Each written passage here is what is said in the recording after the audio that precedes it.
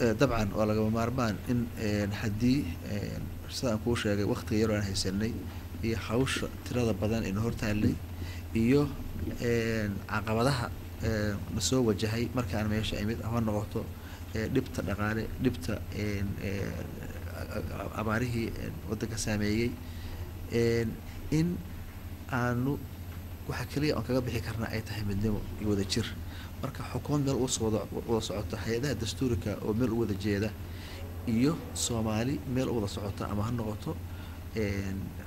dowladda dhexe ama ha noqoto dowlad goboleedyada in meel lagu soo wada jeesto arrimahan si loo yani ay u fusho yani hawshu waxa loo baahan yahay wada jir waxa loo baahan yahay midnimo waxa loo baahan yahay Soomaalinimo sida kaliya oo lagu wajihi karana taas weeye laakiin haddii tafaraaruq ku dhex jiro xukuumadda ama xukuumadaha dowladda xukuumadda hay'adaha dastuurka dhexdooda aan isa wada socon goboladii iyo xukuumaddii dib baa imaanaysa hawshii loo igbaday inaanu qabano halkaas sanana oo mandate-ka aan haysanayna dib weyn baa soo gaari lahayd marka taas ay ugu kaliftay in runtii aan wanaajiyo xiriirka dhexeeya hay'adaha dastuurka dowladda iyo xukuumadda iyo dowladda dhexe iyo dowlad goboleedyada iyo bulshada inteeda kale